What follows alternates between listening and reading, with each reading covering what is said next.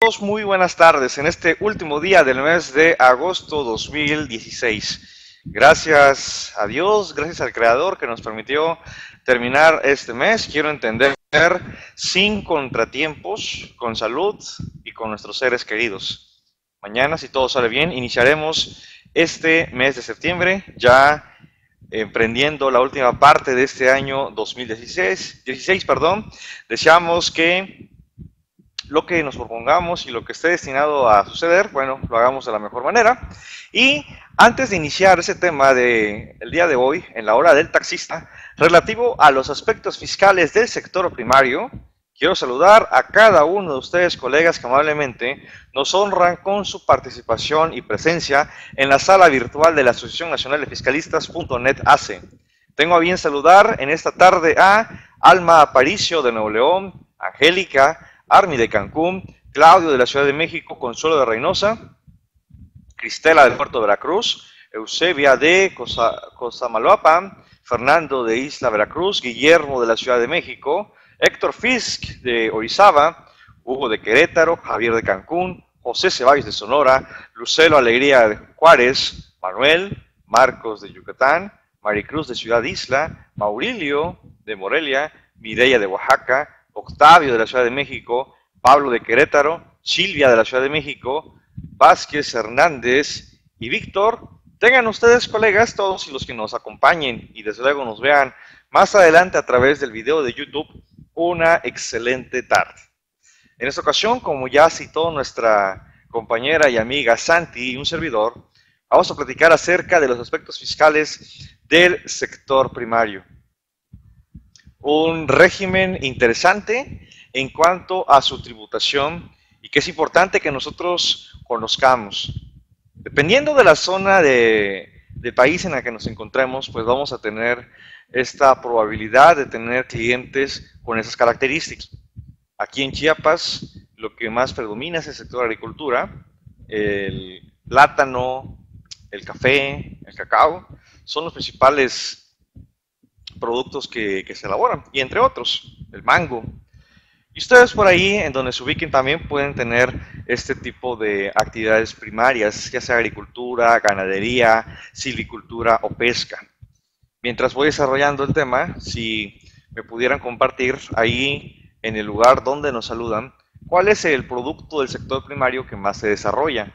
O si no, bueno, posiblemente estemos en un sector industrial o un sector de servicios. Como alguien pudiera saludarnos, por ejemplo, de Javier de Cancún, que, bueno, allá hay sol, arena y mar. Difícilmente vamos a encontrar posiblemente ese tipo de ingresos o de actividades. Pero en otras localidades de nuestro país podemos tener este tipo de eventualidades. Y tenemos que estar preparados, porque uno no sabe que nos puede tocar un contribuyente con esas características y debemos por lo menos tener una idea general respecto hacia su tributación. Nos comenta Fernando Isla de Veracruz que ahí la agricultura de muchas piñas, híjole, qué delicioso con este calor que está ocurriendo, al menos aquí en Chiapas. Pero bueno, vamos a entrar en materia. Eusebia de Cosamaloapan dice, la zona es de la caña, el mango, muy bien. Y ahora, ¿cuál es el contacto que tenemos en cuanto a la tributación con ese tipo de contribuyentes? Porque podemos tener personas físicas o personas morales. Y con la abrogación de la ley del impuesto sobre la renta del año 2002 y la nueva ley del año 2014 que ha tenido sus modificaciones y este régimen que igual tuvo ahí una adecuación, una adición respecto a un artículo 74A de la ley del impuesto sobre la renta, vamos a ver que el tema, por ejemplo, del no pago del impuesto sobre la renta, o sea, la exención, tuvo ahí un tratamiento interesante, porque en la ley abrogada, ¿en dónde estaba la exención para ese tipo de ingresos que percibían las personas físicas? No me dejarás mentir, estaba en el hoy abrogado artículo 109 de la ley de impuestos sobre la renta. Y ahora, ¿dónde está la exención o el no pago del impuesto sobre la renta para las personas físicas? Está contenido en el artículo 74. Y alguien tal vez se va a preguntar, oye Mario, ¿y para qué haces ese comentario? Bueno, es importante que nosotros ubiquemos en dónde van a tributar estos contribuyentes, ya sean personas físicas o personas morales. En la ley 2002, las personas morales tributaban en el hoy extinto legalmente, pero conocido en el lenguaje coloquial de los contadores, en el régimen simplificado. Y ahí estaba claramente el tratamiento de la exención del no pago del impuesto sobre la renta de 20 veces el salario mínimo por cada socio elevado al año. Ahí no había problema. Pero en las físicas sí, porque yo podría hacer régimen intermedio, podría ser régimen general tratándose de personas físicas y tener la exención. ¿Por qué? Bueno, estaba situada este tratamiento del artículo 109 en disposiciones generales. Y esto a manera de información general para compartir en bodas, 15 años, primeras comuniones. Disposiciones generales quiere decir que lo va a aplicar a todas las personas físicas, o le aplicaba para el caso del sector primario. Y hoy en el 93 también sigue ocurriendo el tratamiento general de las disposiciones generales. Pero, oh sorpresa, si tú quieres localizar hoy la extensión para las personas físicas que se dediquen a actividades agrícolas, ganaderas, silvícolas y de pesca, esto es el sector primario, no lo vas a encontrar en disposiciones generales. Lo vas a encontrar en un capítulo especial, en el título segundo, capítulo octavo de la Ley del Impuesto sobre la Renta, a través del artículo 74. En este orden de ideas, nosotros necesitamos precisar en dónde estamos ubicados, porque hoy, 2016, a partir de la legislación 2014, las personas físicas pueden tributar solamente de dos maneras, tratándose de actividades primarias que quieran tener el beneficio del no pago del impuesto sobre la renta y de la reducción. Si quieres tener este beneficio, vas en el capítulo octavo, título segundo de personas morales. Pero si por alguna razón no quieres, y vamos a ver más adelante por qué no quieres, bueno, te vas ya sea al régimen general o te vas al régimen de incorporación fiscal. Y vamos a analizar más a detalle el contenido de esta disposición. Y como les señalaba, estamos situados en el título segundo de las personas morales, capítulo octavo del régimen de las actividades agrícolas, ganaderas, silvícolas y pesqueras. Y entonces, este artículo 74 inicia señalando textualmente, deberán.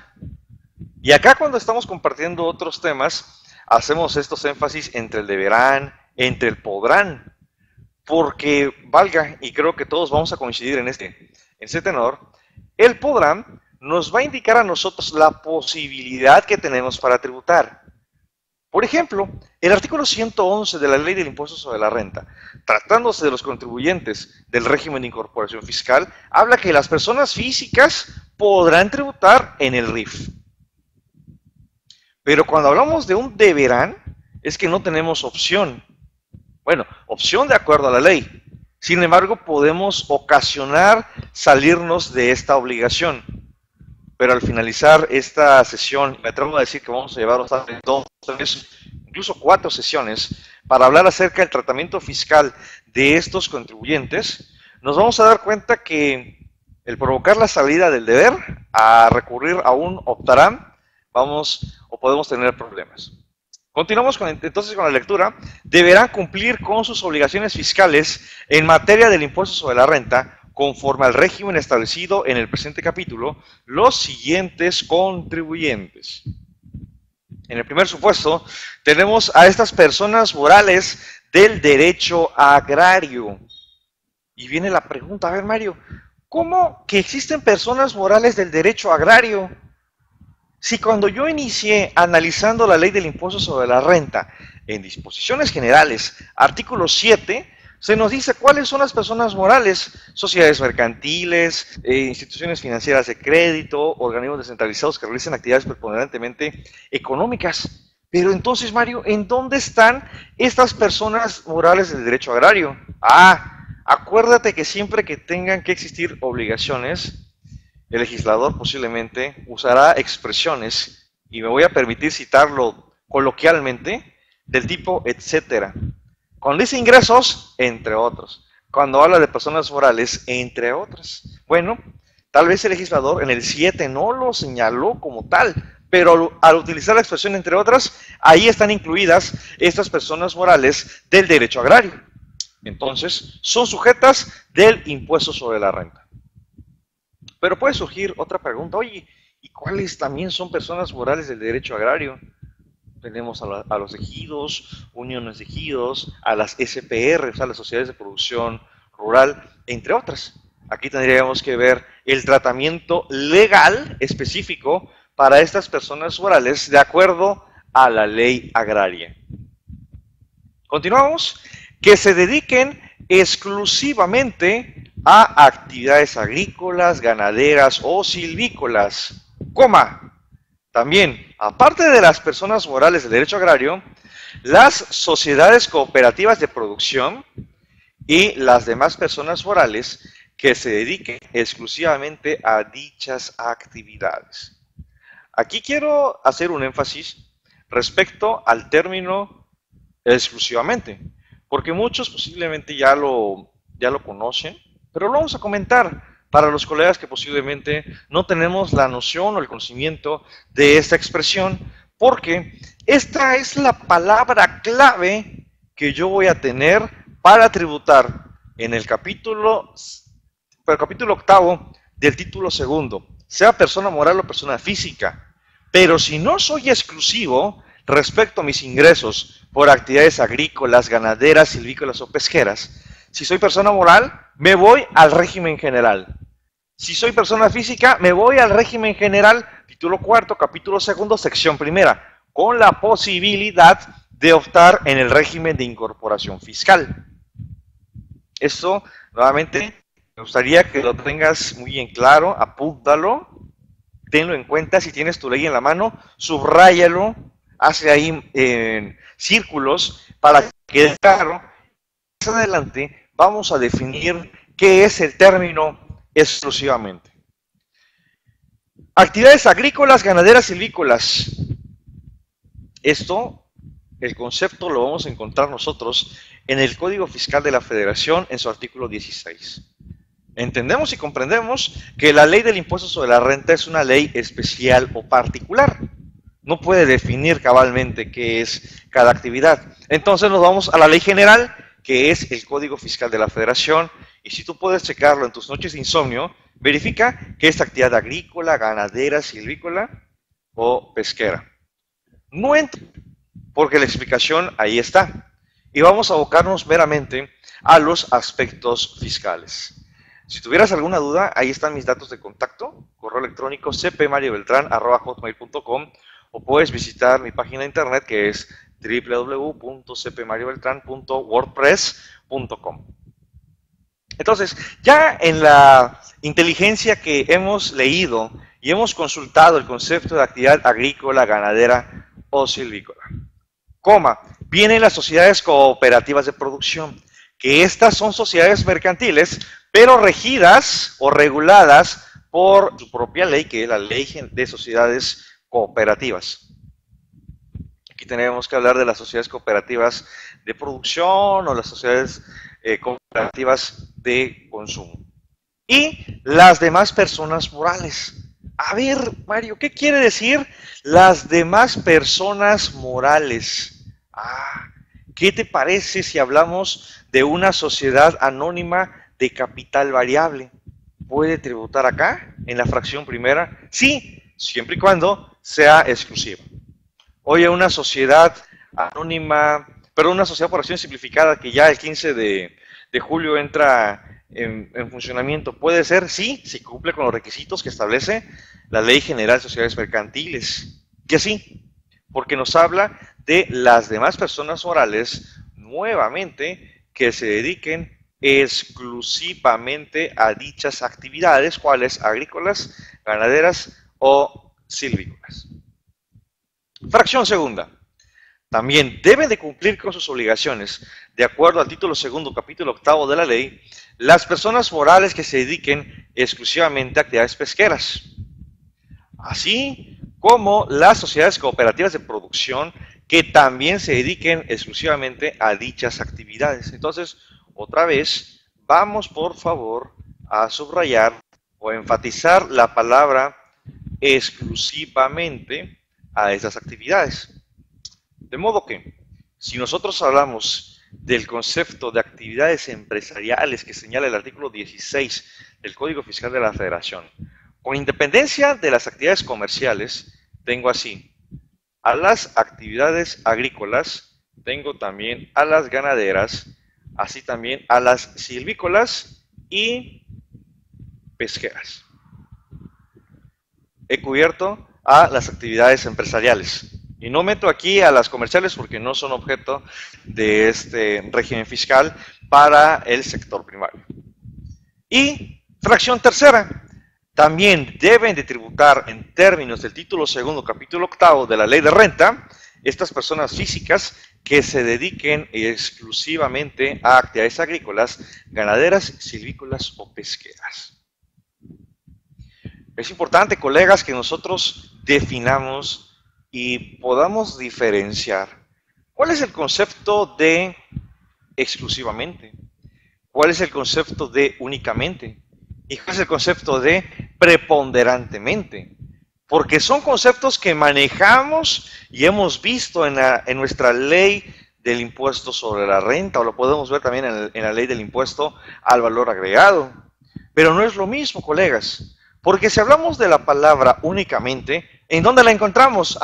En el régimen de incorporación fiscal. Y el únicamente se refiere a solo y solo en una concepción inicial de la ley de renta de 2014. Pero con las modificaciones en 2015 y 2016, el únicamente ya admite otras actividades. Pero si vemos textualmente, el únicamente es solamente una actividad. No puedo tener, por ejemplo, agricultura más salarios, agricultura más intereses. Si aquí dijera, en vez de exclusivamente, dijera únicamente. ¿Qué es preponderantemente? Bueno, el reglamento del Código Fiscal de la Federación establece que preponderantemente será la actividad por la cual yo tengo más ingresos. Puedo hablar de un 51% contra un 49%. Eso es preponderantemente. Y no es lo mismo que únicamente.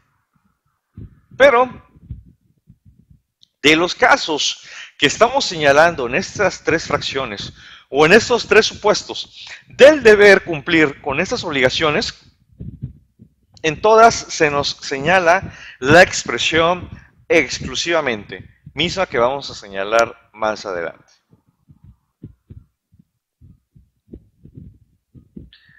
Sigue señalando el artículo 74 de la Ley del Impuesto sobre la Renta, que lo dispuesto en este capítulo, o sea, el octavo, no será aplicable a las personas morales que tributen en los términos del capítulo sexto del título segundo de esta ley, que es relativo al régimen del grupo de sociedades.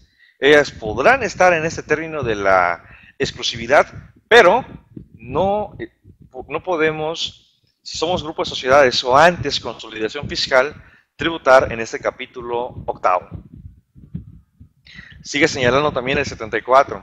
Cuando las personas físicas realicen actividades en copropiedad y opten por tributar por conducto de personas morales, y hago un paréntesis, la copropiedad, ¿qué es? ¿Persona física o persona moral? Estoy atento a sus comentarios. Por conducto de personas morales, en los términos de este capítulo, dichas personas morales serán quienes cumplan con las obligaciones fiscales de la copropiedad y se considerarán como representantes comunes de la misma. ¿Esto por qué? Bueno, cuando estamos en el capítulo segundo, sección primera, la copropiedad, tenemos que designar a un representante común, que es uno de los copropietarios. Pero observa que aquí, para este capítulo octavo, el representante de la copropiedad es la persona moral. Y cumplirá con las obligaciones que tenga esta copropiedad para efectos del capítulo octavo. La pregunta que emitimos hace un par de segundos o minutos es: ¿la copropiedad es una persona física o es una persona moral, estimados colegas? Continuamos. También señala el artículo 74.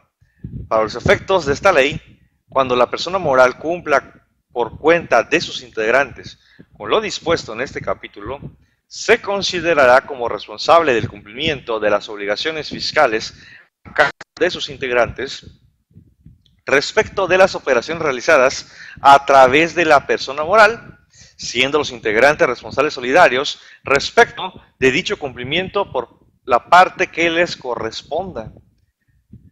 Para las personas morales tenemos dos formas de tributar, tratándose de capítulo octavo, título segundo, régimen del AGASPE, agricultura, ganadería, silvicultura y pesca. Es la abreviatura que utilizamos, AGASPE.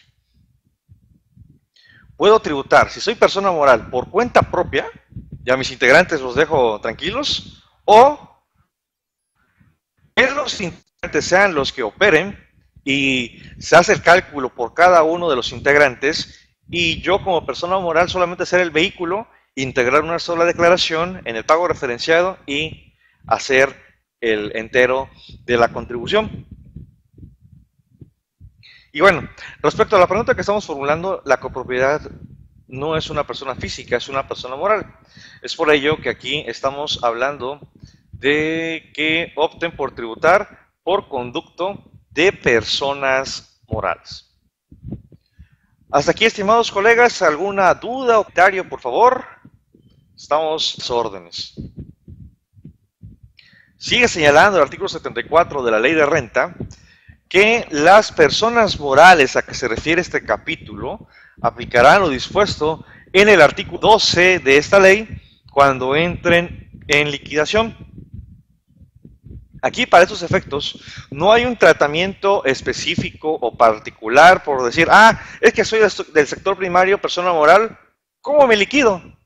Pues para efectos de la liquidación de esta persona moral, tendremos que atender a lo señalado en el artículo 12 de la Ley del Impuesto sobre la Renta. Vamos a ver entonces qué señala este párrafo. Y acá, por favor, pongamos atención. Porque este es un control muy claro que debemos de tener al respecto cuando hablamos de este tipo de contribuyentes, y a lo cual me voy a permitirlo leer. Dice, se consideran contribuyentes dedicados exclusivamente a las actividades agrícolas, ganaderas, pesqueras o silvícolas. Esto, artículo 16, fracción segunda, tercera, cuarta y quinta, y entre paréntesis, AGASPE, aquellos contribuyentes cuyos ingresos por dichas actividades, entre paréntesis, del sector primario, representan cuando menos el 90% de los ingresos totales. Esto es, sin incluir los ingresos por las enajenaciones de activos fijos o activos fijos y terrenos de su propiedad que hubiesen estado afectos a su actividad. Este párrafo pareciera sencillo. Este párrafo pudiéramos entenderlo de una manera tal vez muy clara, pero tiene varios puntos finos y puntos específicos que debemos de considerar de acuerdo al efecto de la consecuencia. Veamos.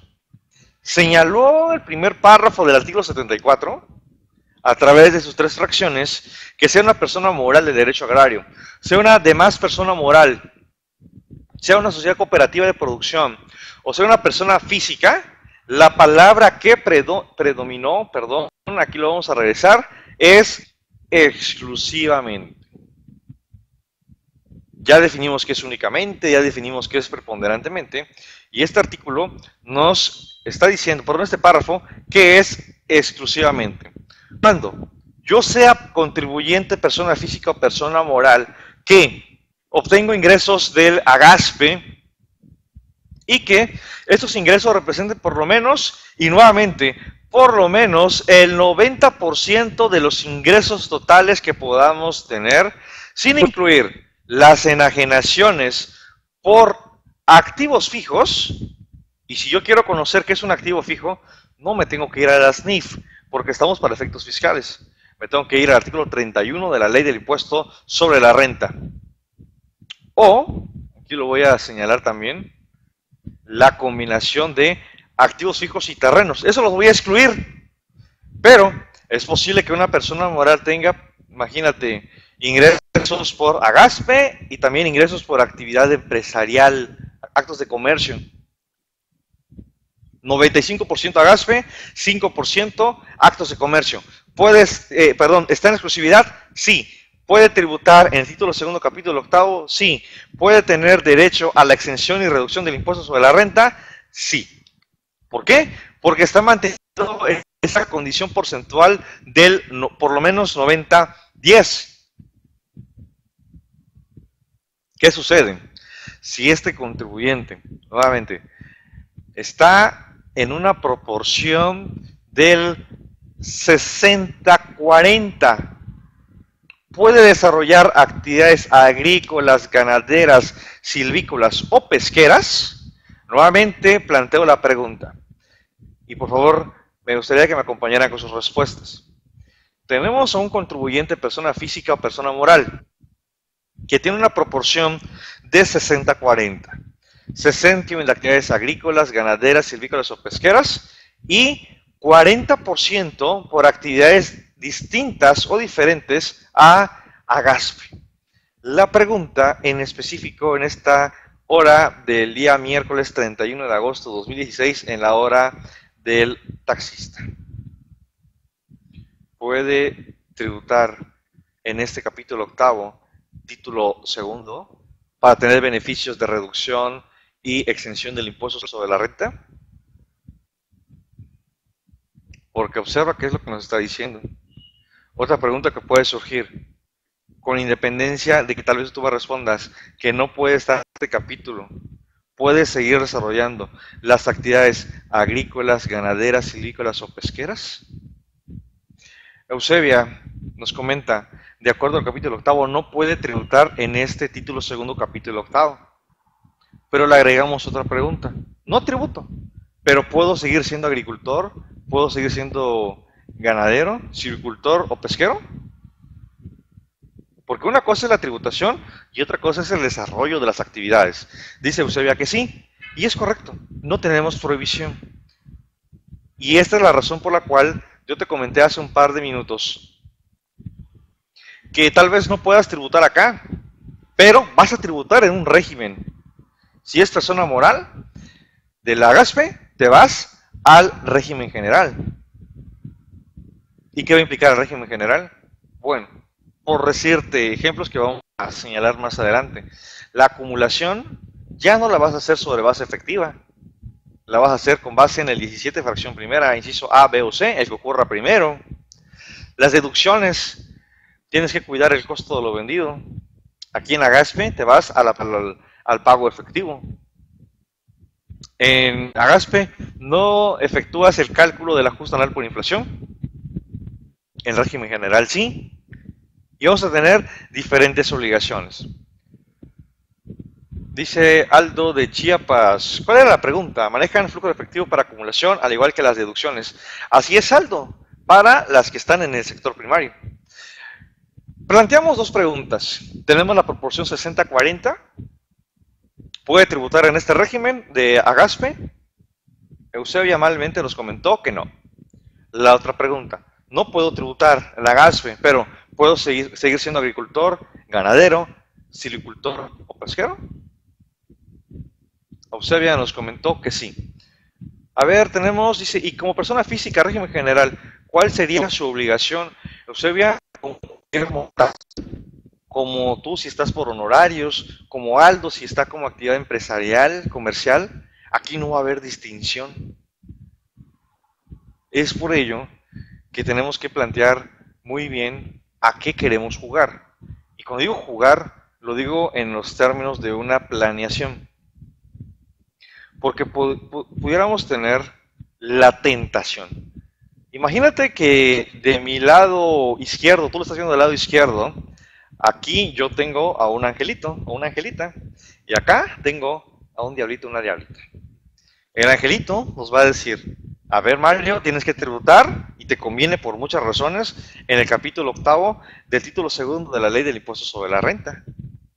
Pero por acá el mal me va a decir, oye Mario, hay un régimen de incorporación fiscal que no está pagando impuestos sobre la renta durante el primer y segundo año, tiene reducción del impuesto sobre la renta, en operaciones de público general tiene un tratamiento de estímulo fiscal, tienes muchas obligaciones, no tienes ni siquiera contabilidad electrónica, puedes usar mis cuentas.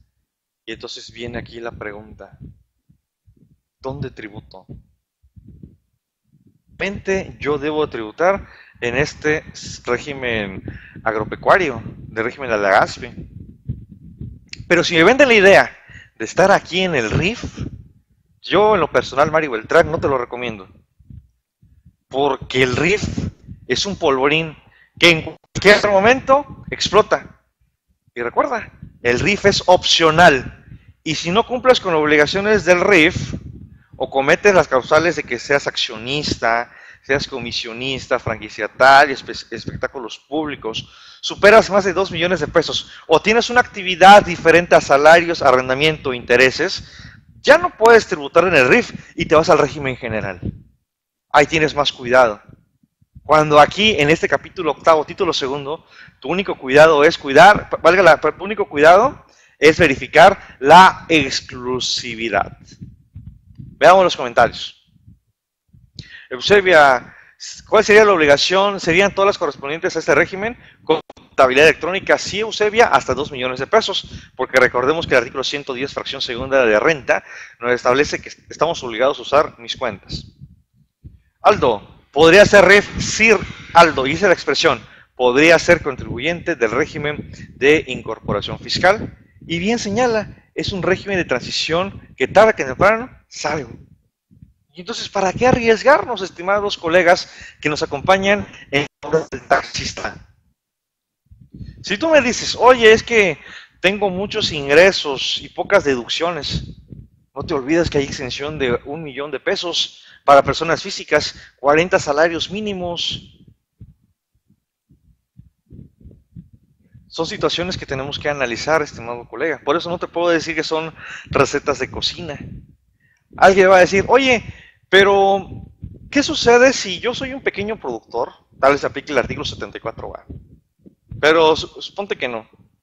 Soy un pequeño productor que escasamente puedo percibir 600,000, 800,000 pesos. Ingresos están exentos. Si estoy acá en el capítulo octavo, de acuerdo a la ley de IVA por mi tipo de acto o actividad, es 0%. ¿Y qué le sucede al IVA acreditable de las cosas y gastos que yo realice? Se convierte en acreditable y esto da saldo a favor. Pero si me voy al régimen de incorporación fiscal y digo, voy a optar por el decreto que trae una tasa de 0%, adelante. El traslado o la causación del impuesto es cero aritméticamente hablando. Pero si me voy al decreto que establece la miscelánea y ley de ingresos de la Federación, el IVA acreditable no lo puedo acreditar, ya perdí. No puedo generar saldo a favor. Y si lo genero, es indebido. Y entonces viene la consecuencia, compensaciones indebidas, devoluciones indebidas. Es por ello que recomiendo estar aquí, y no lo tomes porque lo dice Mario Beltrán, te estoy dando los fundamentos o los análisis para poder decir, estamos tributando en un título segundo, capítulo octavo, con todas las facilidades que establece la legislación. Dice Aldo, me parece que hay una modificación al 74 de la ley del ISR a la exclusividad, ya que hay quienes combinan ingresos por salarios y agates. Sí, es lo que tenemos acá, Aldo, con el 90-10. Ten mucho cuidado. Si fuera RIF, ahí sí, RIF permite la convivencia perfectamente, no hay problema. Pero Agaspes, la única condición es mantener esta exclusividad. Observa que si no somos exclusivos, yo te diría en esta hora de la tarde, ¿saben qué? Apaguemos, nos vemos el siguiente miércoles, perdón. Pero no, la exclusividad es una condición que debemos de cuidar y tenemos que verificar por los comprobantes emitidos, por la contabilidad electrónica. La autoridad se puede dar perfectamente cuenta y tener razón en cuanto a decir, no sabes qué, ya no vas acá, te vas al régimen general. Y lo peor que puede suceder es que adiós exenciones, adiós reducción, y si fuera una persona moral, también estas pérdidas, pero también te olvidas de la acumulación con base al cobro. Dice Aldo, con referencia a los ingresos exentos, ¿qué pasa con mis deducciones e inversiones? Bueno, Aldo, ya estamos próximos a terminar, lo vamos a comentar en la siguiente sesión. Santi, una pregunta, tenemos programa a las 5 de la tarde, alcancé a escuchar que sí, pero quisiera corroborar. Y aquí Aldo está señalando este artículo 28, sí tenemos sesión a las 5, muy bien. Entonces vamos a dar un pequeño panorama, una pequeña introducción, y como te señalaba, estimado colega, vamos a tener varias sesiones porque tenemos que ver las obligaciones, tenemos que ver el cálculo del impuesto, y vamos a ver 3 cálculos. Persona moral por cuenta propia, persona moral por cuenta de sus integrantes y el cálculo de la persona física. Luego nos vamos a facilidades administrativas y por último vamos a ver la utilidad fiscal neta, el cálculo de la CUFIN para estos contribuyentes. Así que yo estimo que nos vamos a llevar tal vez 4 o 5 sesiones para analizar el tratamiento fiscal del régimen de actividades agrícolas, ganaderas, silvícolas o pesqueras. Pero teniendo el planteamiento de Aldo y manejándolo como tipo escuela para la siguiente sesión, vamos a analizar los efectos que tienen los ingresos exentos respecto a las deducciones, porque como bien señala el artículo 28, fracción segunda, dice, para los efectos de este título segundo, y aquí estamos en el octavo también, no serán deducibles, fracción segunda, los gastos e inversiones en la proporción que representen los ingresos exentos respecto del total de ingresos del contribuyente.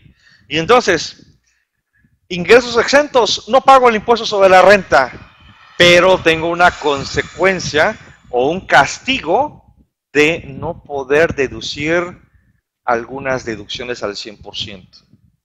¿Y estas deducciones cuáles son? Solamente gastos e inversiones. No todas las deducciones autorizadas, estimados colegas, porque si dijera, no serán deducibles las deducciones en la proporción, entonces incluye compras, costos, gastos, inversiones. Pero aquí solamente estamos excluyendo a los gastos e inversiones y entran en una proporción de no deducibilidad. Y al tener esta proporción de no deducibilidad, tenemos una consecuencia en el artículo 28, fracción 14ª, 15ª, si no me recuerdo. No deducibles que le van a pegar a la utilidad fiscal neta. Y vamos a ver en la siguiente sesión que hay una regla miscelánea que dice, ok, no apliques exentos para que tu IVA, porque también va en proporción, tu IVA lo puedes acreditar al 100% y tu saldo a favor sea mayor. Entramos a otro análisis. ¿Aplicar o no aplicar ingresos exentos? Ese es el dilema. Entonces, colegas, estamos en la exclusividad, el derecho a permanecer. Si no, vámonos para afuera. Y es ahí lo que yo necesito definir. Si tengo un 89.99%, ¿sabes qué? Adiós de este deber. Y alguien pudiera decir, oye, si es una obligación, debo estar feliz. Me puedo ir al RIF, que es el de la facilidad. Pero nuevamente, te olvidas de la exención y te olvidas de la reducción del impuesto sobre la renta. Y aquí vienen las obligaciones fiscales. Si no tuvieras inconveniente, colega, ¿qué te parece? Vámonos a esperar la siguiente emisión, el siguiente martes, si todo sale bien, que haya salud, que haya vida, que haya internet y que haya energía eléctrica, para saludarnos el próximo miércoles 7 de septiembre de este año 2016. Vamos a ver obligaciones y ya vamos a empezar a ver cálculos. Y me gustaría que me apoyaras compartiendo tus ideas, tus opiniones, tus experiencias. Porque recuerda, Mario Beltrán no tiene la verdad absoluta y me atrevo a decir que de los 28 colegas que estamos aquí presentes, Mario Beltrán es el que menos sabe y quiere aprender de tus comentarios, de tu experiencia y entre todos poder interactuar. Entonces, colegas, de lo analizado hasta el día de hoy, ¿existe alguna duda o comentario, por favor, antes de que finalicemos? Porque la intención es que finalicemos a las 5 de la tarde para dar espacio a la contadora y maestra Aida Castañeda de la Ciudad de México.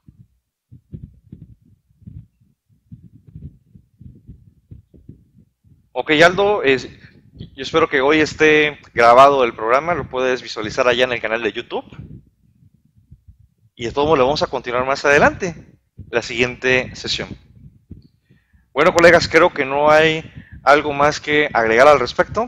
Entonces, les agradezco a todos el favor de su atención y de estar interactuando con estos temas. Veo a Aldo, permíteme y discúlpeme la expresión, te veo picado y eso es bueno, que vamos a esperar con ansias el próximo miércoles 7 de septiembre para abordar este tema. Igual, Eusebia, veo mucha participación y demás colegas, participemos. Oye, es que yo no llevo nada de agricultura. Bueno, pero comentemos algo. Aquí, esto es como un espectáculo. Aquí el payaso da la función, pero también tú, a ver, te voy a decir, por ejemplo, a ver, José Jalisco, pásale, vamos a hacer este acto de magia. Y puede que cometamos errores, y es bueno porque no somos perfectos. El problema lo vamos a tener cuando estamos en el cliente. Así que yo te invito a que me acompañes en la siguiente semana, el miércoles. Y tendremos un descanso, bueno, sí, va a haber un descanso por la semana de la independencia y nos vamos a ver hasta la siguiente. Entonces te invito, por favor, a que tengas tus dudas, tus comentarios, y si en este momento no las tienes o no lo has analizado, mi correo electrónico ahí está, cpmariobeltran@hotmail.com. Me puedes seguir, en Facebook, Twitter, Facebook, Mario Beltrán, Twitter, @cpmariobeltrán. Ahí para lo que se te ofrezca. Para ampliar tus dudas, yo estoy más que puesto. Para aclararlas, ahí sí voy a necesitar de la participación de todos ustedes. Bueno, pues me despido. Aldo, muchas gracias. Claudio, Chuyita de Sonora, José de Jalisco, Vázquez Hernández, todos, y los que también estamos por acá, la maestra Aida, Angélica, Carlos, Chuyita, Claudio, Consuelo, Cristela, Eusebia, Fernando, Guillermo, Héctor Fis, Hugo, Javier de Cancún, José Sábagues de Sonora, José de Jalisco, Laura, Lucero, Manuel, Marcos, Mari Carmen, Maricruz, Mireya, Octavio, Pablo, Silvia, Vázquez Hernández, muchas gracias por su participación. Les deseo que tengan una excelente tarde. Estamos a mitad de semana. Ya nos falta poco para descansar y continuar con lo que la vida nos tiene preparado. Así es, maestra Aida, ya nos vemos muy pronto en la convención de la Asociación Mexicana de Contadores Públicos, Colegio Regional del Sur. Por ahí vamos a estar. Hay un pequeño, dos comerciales. Si tienen dudas con el complemento para pagos, pueden revisar un artículo de su servidor en la revista PAF de esta quincena, Complemento para Pagos, Nuevos Paradigmas de Fiscalización. Allá hacemos un análisis de este tema y la parte tecnológica la pueden checar ahí en el blog de esta empresa que se llama eComercio. Ahí para que pues puedan conocer un poquito de lo que estamos realizando y participando en estos temas de electrónica fiscal. Bien, ahora sí, el que mucho se despide, pocas ganas tiene de irse y la verdad no voy a ir porque el tema es interesante, pero vamos a dar lugar a los preparativos para el siguiente programa. Hasta pronto, buenas tardes.